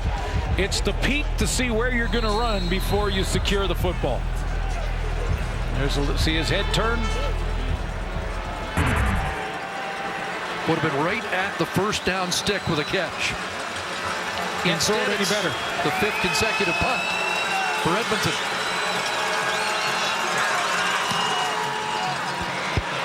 White launches, Brown backpedals at the 15. Maybe something here, but no. Big downfield cover. The ball came loose. Jordan Lynch with the hit. But Calgary gets back on the football. But how about Lynch? The backup quarterback's as good on a cover team as anybody in the league, isn't he? Matt Walter saved the day for Calgary.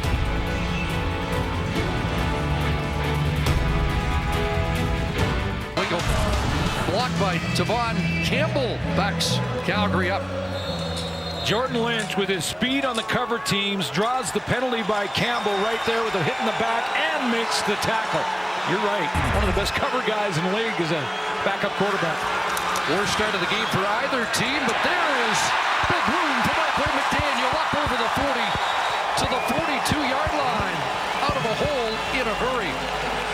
31 yards. Dexter McCoy goes this way, and the drop from Odell Willis is away from the center, away from the hole. Bo Levi Mitchell can't wait. He looks off any possible coverage to drift over his way by looking to his left, and then drops it in behind Odell Willis with a wide open middle of the field. Biggest stamp play of the game. It's a 31-yarder. Just their third big play in the season series against this Edmonton defense, and McDaniel upended there, tripped up by Eddie Steele. Short yardage. McDaniel trying to extend it, dropping the ball a little ahead, but it's a 1-yard gain. Now, what Chris Jones has done in this game and throughout the year in this situation, 2nd and long, is to go with 3-man pressure. And Odell Willis is again off the line of scrimmage. Now, can Calgary run the ball in this case? By the way, Markway McDaniel, 8 catches, 91 yards. 2nd and 9. Mitchell throws. It's a strike. And Joe Fuller's got the catch and a first down. At least in the passing game, if with all the players for Edmonton dropping in that situation, the 9 in coverage, at least Bo Levi Mitchell knows that he can get the isolation on just one of the 9 at that short sideline with Fuller. Hahn to King 4 in the chess match. 1st and 10. It's Cornish to midfield and beyond. And look at John Cornish fight his way for another first down to the 45-yard line. Well, let's just sit back and watch this one.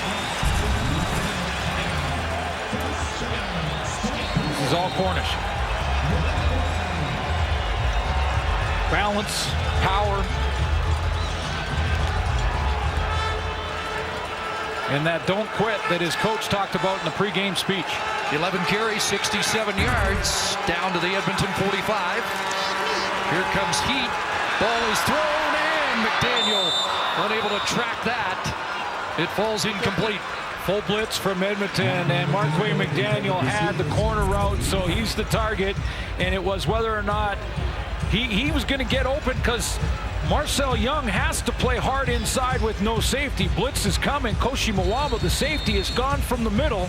Number 8, and Bo Levi Mitchell. Can he get it out of there and on target before the blitz gets home? And he's just off by a yard or 2. I was going to ask you when Chris Jones was going to start sending guys again. No sacks last week, 2 today, but only 12 in the last 8 games for a team that feasts off quarterback sacks.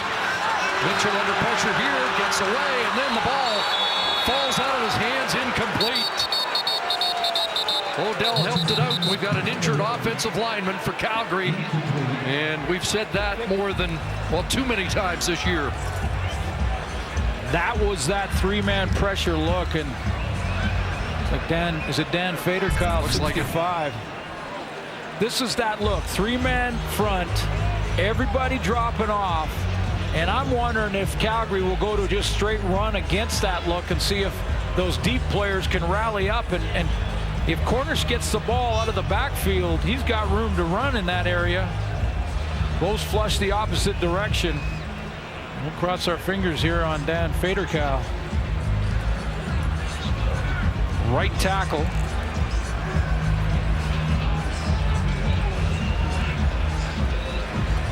Deion Lacey pushed, and his knee just jammed into the turf. Already missed games this year with a broken leg, and that was, yeah, they got their ankle or knee.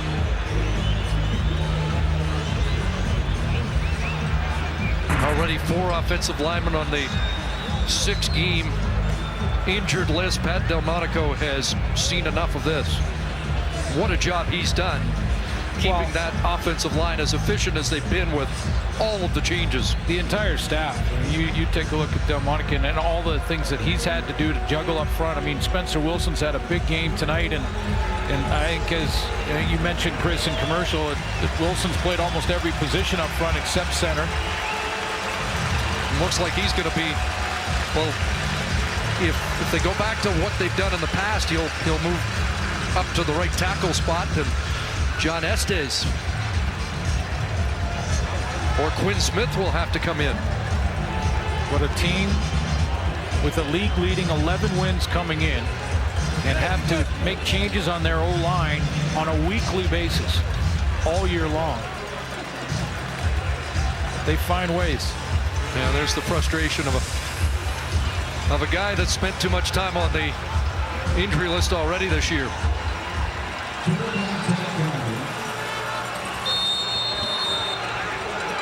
So a punt situation, down by 4, and Maver dropped it.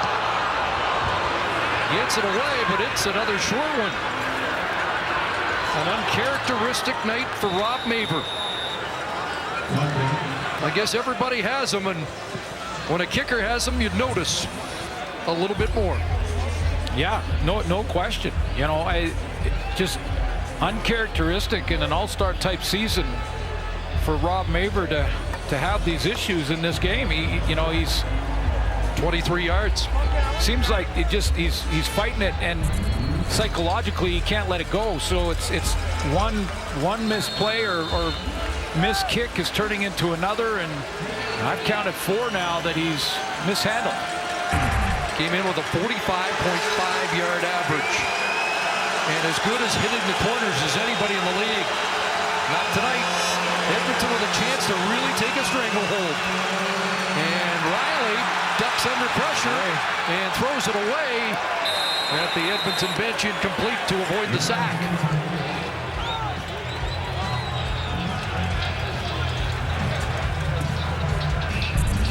Been a defensive stalemate in the second half. Great move, causes problems for Mike Riley from Charleston Hughes up top. Inside spin move.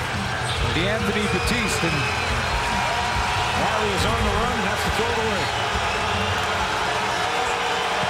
0 sacks in 4 games for Mr. Hughes coming in. Guys around them are making plays, though. See what Mike Riley's got on 2nd and 10. Heat on. Kuhorn's got the catch. And the Medicine Hat product steps out right near the stick. Does he have it?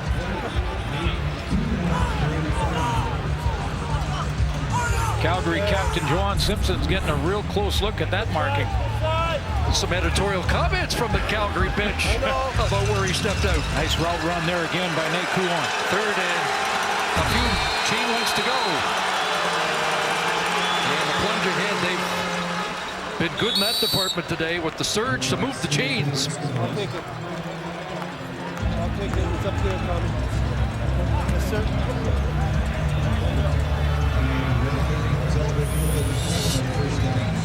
Well, even when he's not making sacks, the guy on the other side has, and that trend has continued this year with Freddie Bishop III. He draws a lot of attention. You draw a lot of attention, you leave matchup advantages for your teammates. 4 minutes left here, 4th quarter, 4-point game. Hand off to Bell, up the middle, and able to squirm for a little bit extra there.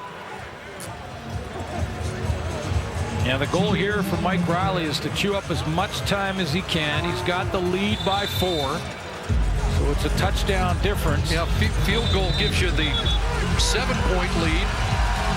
But the clock and grinding it down to get into Calgary territory, use as much of this time as he can. Calgary. Didn't hear who took the timeout, but think about if Edmonton can sustain the drive and put a score on the board, they're going to be in first place when the night's done, in all likelihood.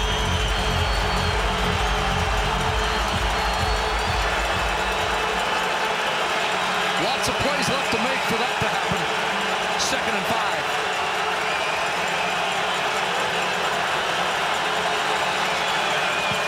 Here they come.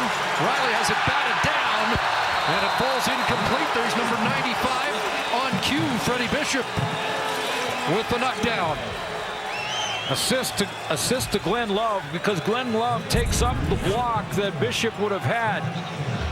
There's Love, there's Bishop on the edge, and because the linebacker is up in the line of scrimmage, he pulls the block of the right tackle, D'Anthony Batiste, and that allows Bishop to come free.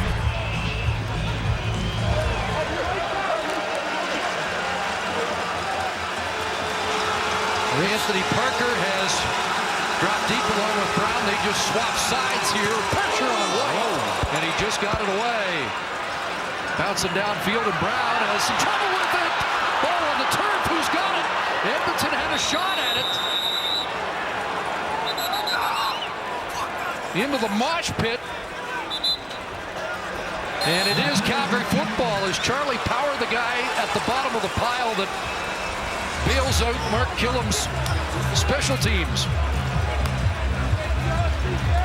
Tim Brown didn't handle it cleanly after Calgary almost had a block punt. Well, let's see who recovered this, because of all the offensive weapons we have on the field tonight, the great defense is on the field. This may be the biggest play of the game right here. If Calgary can put a drive together now, lose that fumble, Mike Riley basically in the red zone.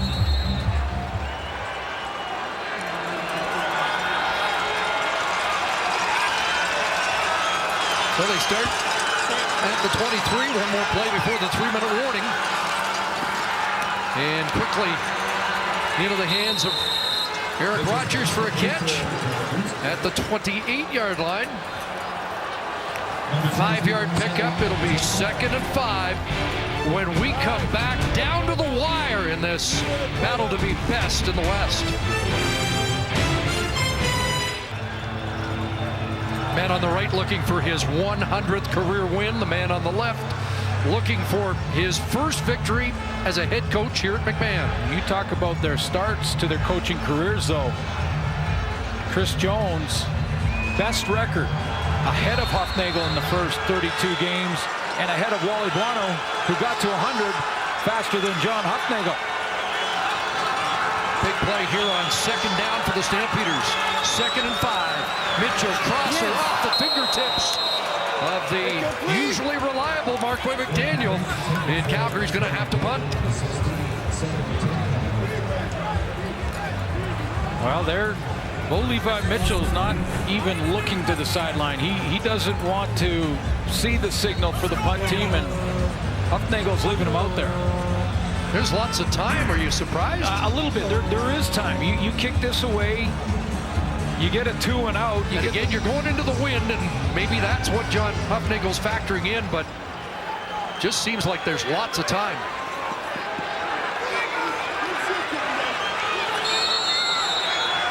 Biggest play of the ball game right now. 3rd and 5. Mitchell wide open. Eric Rogers the catch. They wanted more than 5, and they got it. Just ran a play. Every play has a deep receiver. When you say they wanted more than 5, I think the read took Bo Levi Mitchell to Eric Rogers. But boy, it got awkward for him on this corner route. He put it there, but I was wondering if he's going to be able to keep him in bounds because he had to kind of short step it, and does make the catch. Huge. I think if you told me 3rd and 5, 2.5 minutes to go, I would have said Chris Jones would have made that call before John Hufnagel based on the form chart. But that's a huge conversion. Now looking at 2nd and 10. Nice play there by Patrick Watkins on Joe Fuller. Closes quickly. Mitchell had moved around in that pocket. Now the question in 2nd and long. Does Chris Jones go back to the 3-man front? And how does Dave Dickinson counter it if he does?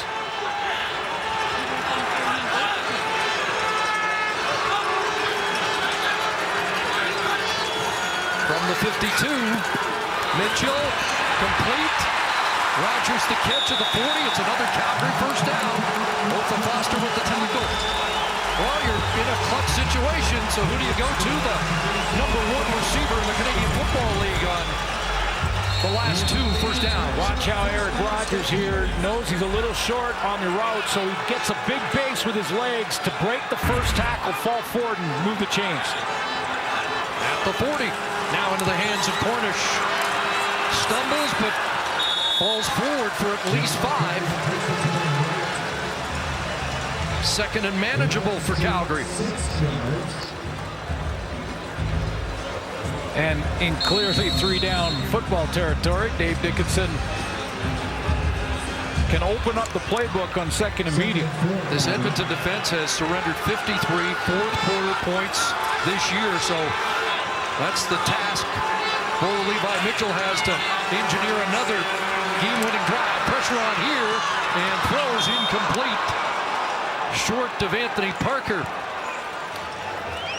That was an interesting route there because I don't know if Anthony Parker just broke it off and decided to sit down. He had Joe West coming on an in route. They both ended up almost right beside each other in the same line, and you never see that as offenses try and spread the field. There had to be a mistake by one of the 2 receivers. They converted on 3rd and 5 in their own end. Now look at 3rd and 4. At the Edmonton 34, it's the 8th play of the drive. Trying to keep it going. Over the middle, high, and intercepted. Koshi Mwamba has his 3rd interception of the year, and all 3 have come against Calgary.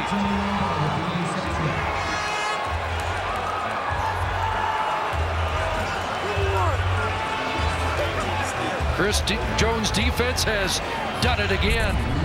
Ball just drifts a little bit here on Bo Levi Mitchell. He had Marquay McDaniel on this deep dig route. He had to step around the pressure from Odell Willis, or he could feel it anyway, and the ball just sails on him. A little bit behind him and sails on him.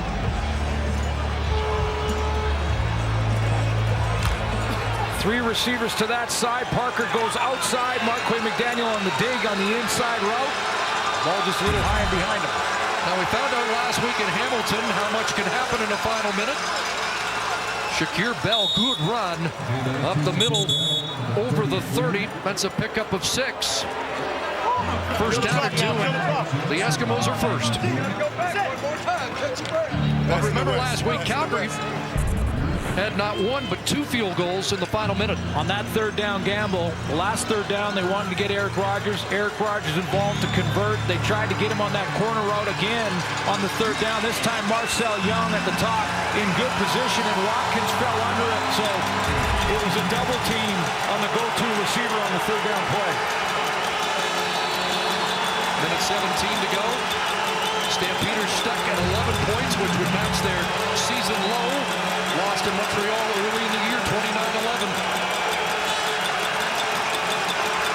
Can Calgary, or can Edmonton keep it out of Calgary's hands? They're going to run it.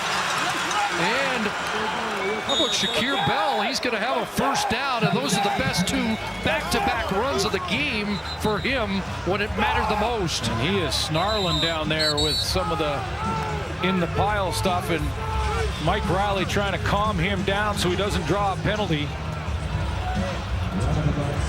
We don't even want to think about what was going on at the bottom of that pile. No, you don't, but you know that Shakir Bell may not be the biggest player, but he plays tough and hard and is in the weight room, is a guy that lives in there. I mean, he was battling, and so was Sorensen, and Mike Riley trying to contain them all.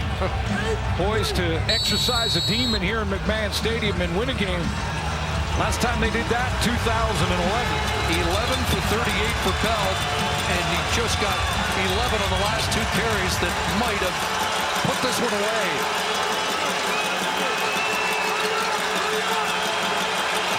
Trying to end that 4-year drought. Bell again, up near the 40-yard line. Calgary's got to try and hold him up. And the second tackler go for the football. Rip it out, try and put a hat on the football and see if you can pop it out of his hands. But the first man to make contact for the Calgary defense got to try and hold Shakir Bell up and allow a couple other defenders to get in there and try and pop it out.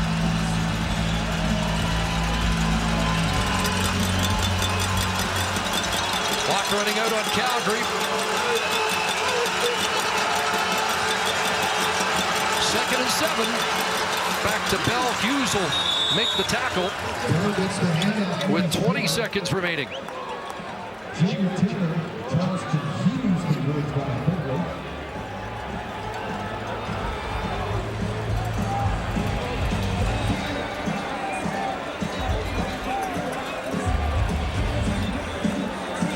Third and 4.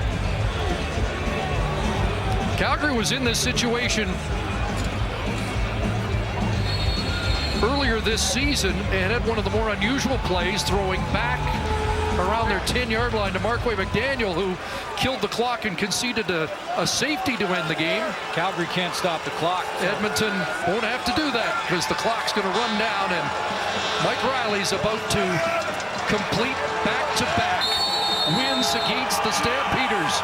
After losing 12 in a row, the Edmonton Eskimos have won 2 straight against Calgary. Their first in 4 years at McMahon. And the Eskimos move into what is a first-place tie, but with the tiebreaker winning the season series.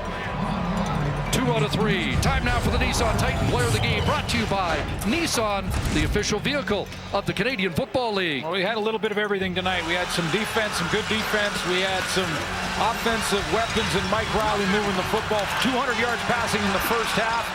He won the matchup between he and Bo Levi Mitchell. That nice touchdown throw to Kenny Stafford. Mike Riley, since his return, is now 5-0 as a starter in Edmonton.